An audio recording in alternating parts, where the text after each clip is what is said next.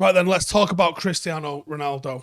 The Ronaldo situation has died down a little bit in the last couple of weeks after he actually turned up at Carrington and actually has played for Manchester United this season after not featuring during pre-season, or at least on the tour. In reaction to a shocking start to the season for United, reports over the last 24 hours have added a lot of fuel to the fire. Laurie Whitwell said Erik ten Hag is open to selling Cristiano Ronaldo if United sign a new striker. I think that's probably where my own position is on this one. Adam Crafton, also of The Athletic, said that United, there has been days where Ronaldo eats lunch alone in the canteen at Carrington, while he has been seen flapping his arms around in training and attempting to argue against the high-pressing approach favoured by Erik ten Hag. I'm going to break that one down just a little bit first, though. So sitting his own at the canteen, I do not care, right?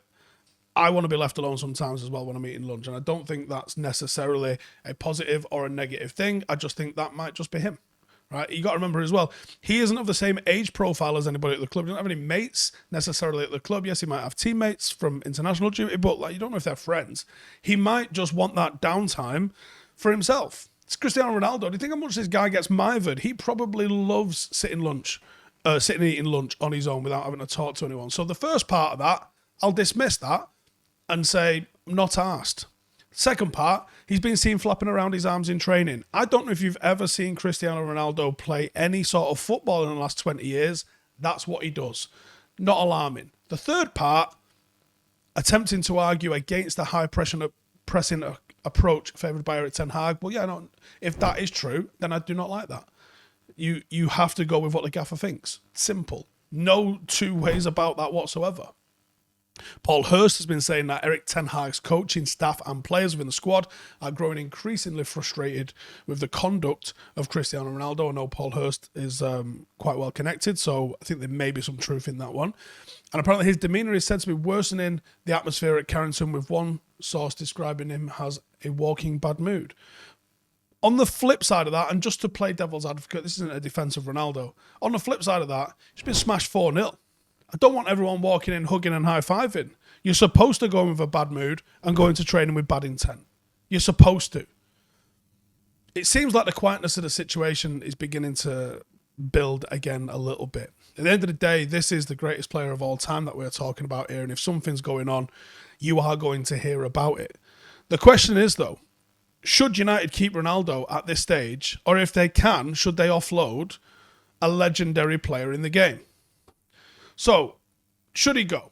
Let's have a look at the arguments for should he go. So, apparently causing an upset. And a video I did with Rio today touched on it. We got a video coming out with Nani. And we've got the Vibe with 5 podcast coming out as well. And he speaks about how when Roy Keane left, it allowed certain players' personality to flourish, because even if he didn't do it deliberately, Roy Keane as a figure was holding those players down just a little bit. Ronaldo, I believe, is trying to force a move. I believe he's been trying to do that all summer.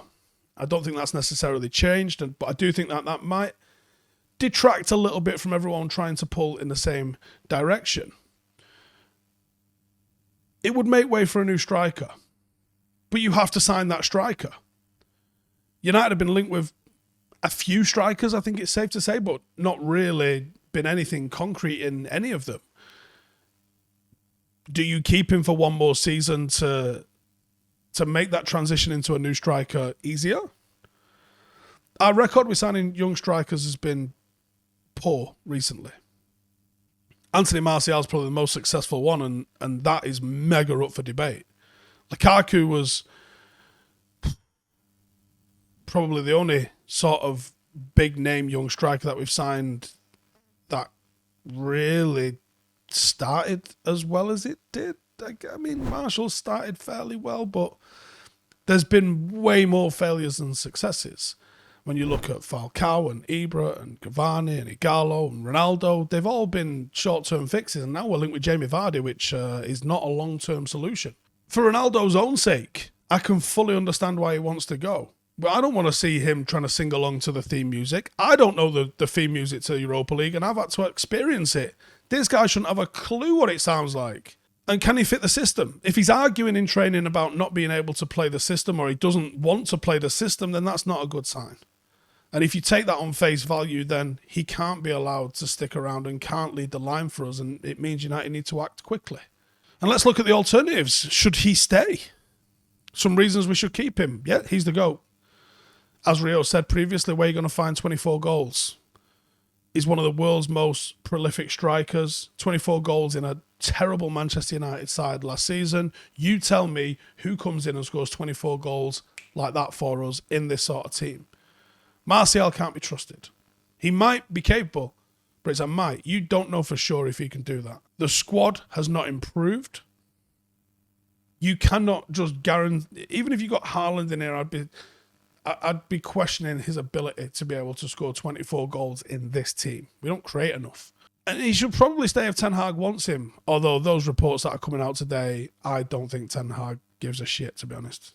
He's been asked about Ronaldo loads. He's given the PC answer that he can play in his system. But the proof is in the pudding. I think Ronaldo probably could play in a system. And I think Ronaldo can press. But if he doesn't want to be here, he gets the same treatment as everyone. And if it emerges that Rashford doesn't want to be here as well, he will get the same treatment as everybody. There is the door. Best of luck with the rest of your career. That's it. Thank you for everything you've done. See in a bit. Manchester United will go on. We should not be held to ransom. Certainly shouldn't be held to ransom for a 37-year-old player, as good as he once was, and as good as he potentially still is right now. I was so sure he was staying. Then I was so sure he was going. And now I haven't got a bleeding clue. I think it could literally go either way. It could go either way because I think the lack of suitors for him is a very, very, very real factor. And it could go either way because I think he could also go because if Ten Hag doesn't want him. This is the one thing I find incredibly frustrating. There is talk of Manchester United ripping up his contract. Now, I don't know how that works from a legal standpoint, but there is talk about him ripping up his contract. Google it and you can find that talk. Why is there talk of us ripping his contract up but not Phil Jones's? Or other players of that ilk? What's going on there? I'm not going to necessarily say Ronaldo is a problem, but he is a conundrum. He is a quandary that you need to fix. He is a question that you need to answer. If you're sticking with him, you need to make a way to work. And if you're not, you need to bring somebody in instead of him. Simple as that. Simple as that. What would you guys do? Let me know in the comments. See you in a bit. Real fan ownership, real fan input, real fan change, real fan power. 50 plus 1, we can go better than that. 100 plus none. Download our app, view the free content, read about the club, that's fine. But if you want more, become a member.